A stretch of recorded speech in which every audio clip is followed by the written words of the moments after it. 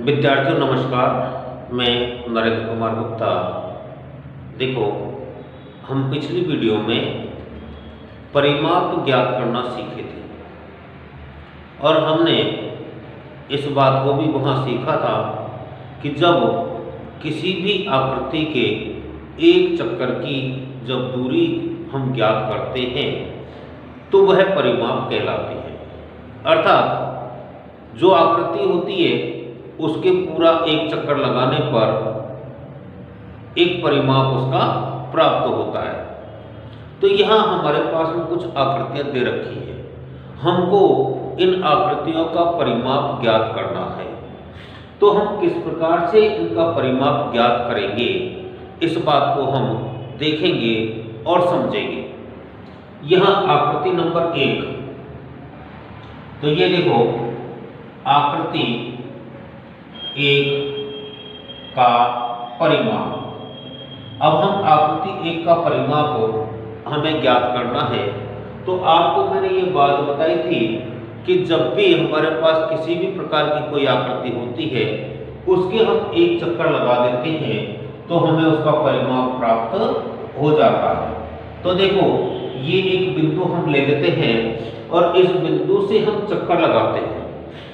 पहले हम 5 सेमी वाली लाइन पर चलते हैं, उसके बाद 1 सेमी, फिर 2 सेमी और 4 सेमी चल करके हम पुनः उसी बिंदु पर आ जाते हैं। तो इनके बीच में जो दूरी हमको प्राप्त हुई वही हमारा या इस आकृति का परिमाप होगा। तो हम क्या करेंगे, इन सबको जोड़ेंगे। देखिएगा, 5 semi plus 1 semi plus 2 semi plus 4 semi, अर्थात 4 और 2 6 और 1 7 और 5 12। तो ये 12 सेमी जो हमको प्राप्त हुआ ये पहली आकृति का परिमाप हो गया। अब जैसे हमने इसका परिमाप ज्ञात किया वैसे ही हम नंबर 2 का, तो यहां देखो आकृति 2 का परिमाप कैसे याद करेंगे। हम किसी भी एक बिंदु से हम चलना प्रारंभ करते हैं तो सबसे पहले हम कितना चलेंगे, 40 सेमी, उसके बाद 35 सेमी, फिर 23 सेमी और लास्ट में 35 सेमी चल करके हम उसी स्थान पर पहुंच जाते हैं। इस प्रकार से हमारे पास में ये इसका परिमाप कहलाता है। तो अब हम देखते हैं और इनको लिखते हैं। देखो, आकृति 2 के परिमाप के लिए हमने एक बिंदु लिया और इस बिंदु से सबसे पहले हम 40 सेमी चलेंगे, फिर 35 सेमी, फिर 23 सेमी और फिर 35 सेमी पहुंच करके अपने उस बिंदु पर पहुंच जाएंगे। तो हम इस बात को देखते हैं कि ये एक चक्कर लग जाता है और वो दूरी हमारे पास परिमाप कहलाती है। हम इन चारों को जोड़ देते हैं। तो देखो, 40 प्लस 35 प्लस 23 प्लस 35 बराबर 5 और 3 8 और 5 13, हासिल 1, 3 और 1 4, 2 6, 3 9 और 4 13, अर्थात 133 सेमी हमारे पास क्या हो गया, इसका परिमाप हो गया। अब जैसे हमने इन दोनों की परिमाप ज्ञात किए उसी प्रकार से हम तीसरे का परिमाप भी आसानी से ज्ञात कर सकते हैं। तो यहां देखिएगा आकृति 3 का परिमाप। अब इसमें हम देखते हैं कि एक चक्कर लगाते हैं तो हमारे पास चारों दूरियां समान है। जब हमारे पास ये चारों दूरियां समान है तो हम इन चारों को जोड़ेंगे। कितना हो जाएगा, 15 प्लस 15 प्लस 15 प्लस 15, अर्थात 60 सेमी। तो ऐसे हमने ये तीनों आकृतियों का परिमाप ज्ञात किया। अभी हमारे इस सवाल में और भी आकृतियां हैं, हम उनका भी परिमाप ज्ञात करते हैं।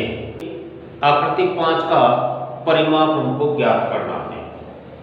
अब इस आकृति 5 में, पहले आकृति 4 में हम देखते हैं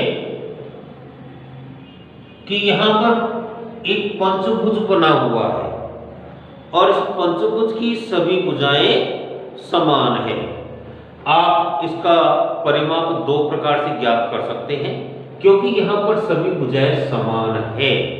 और ये भुजा कितनी बार आ रही है हमारे पास, देखिएगा 1 2 3 4 और 5 बार। जब ये भुजाएं 5 बार है तो हम इसका परिमाप आसानी से 5 से इस 4 को गुणा करके भी निकाल सकते हैं। तो हम देख रहे हैं कि 20 सेमी हमारे पास क्या आ जाएगा, एक चक्कर की दूरी आ जाएगी। अब जैसे हम इसको जोड़ करके भी याद कर सकते हैं। देखिएगा आप जोड़ सकते हैं 4 और 4 8, 4 12, 4 16 और 4 20, अर्थात 20 सेमी इसका परिमाप होगा, या एक चक्कर लगाने पर 20 सेमी की दूरी हमको प्राप्त होगी और ये हमारा उत्तर होगा। अब जैसे हमने इसको किया है वैसे ही हमारी आकृति 5 का परिमाप निकालते हैं। अब देखो आकृति 5 का परिमाप हम किस प्रकार से निकालते हैं। तो यहां पर मैंने आपको एक बात बताई थी कि हम किसी एक बिंदु से चलना प्रारंभ करते हैं। मान लीजिए हमारे पास ये एक बिंदु है, अब हमको इसके किनारे किनारे पूरा एक चक्कर लगाना है और वापस उसी स्थान पर आना है। जितनी दूरी हमारे पास प्राप्त होती है वही उसका परिमाप होगा। तो देखो सबसे पहले चलते हैं तो 4 सेमी चलेंगे, फिर उसके बाद 3 सेमी, उसके बाद 2 सेमी, फिर 3 सेमी, फिर 1 सेमी, उसके बाद 4 सेमी, फिर 3 सेमी, फिर 2 सेमी, फिर 3, फिर 1, फिर 4, फिर 3, फिर 2, फिर 3, 1, 4, 3, 2 और 3, उसके बाद में 1 सेमी भी है। ऐसे हम इन सभी को क्या करेंगे, अब जोड़ लेते हैं।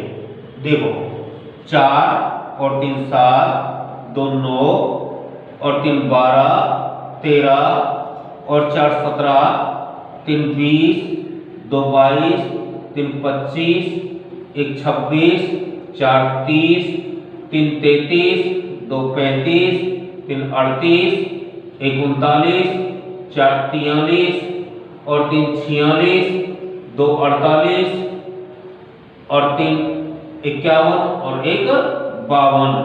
तो देखो अगर हम इस सभी को जोड़ते हैं, एक चक्कर लगाते हैं, उसके साथ साथ हमारा ये जोड़ते हुए चले जाएंगे तो हमारे पास 52 सेमी इसका परिमाप हमको प्राप्त होगा। और आपने देखा कि हमारा जो क्वेश्चन है पहला नंबर का, उसमें हमने 5 चित्रों के परिमाप ज्ञात करना सीखा। अब अगली वीडियो में हम क्वेश्चन नंबर 2 और उसके आगे के सवालों को हल करेंगे। जब तक आप अगली वीडियो का इंतजार करेंगे। आप सभी को धन्यवाद।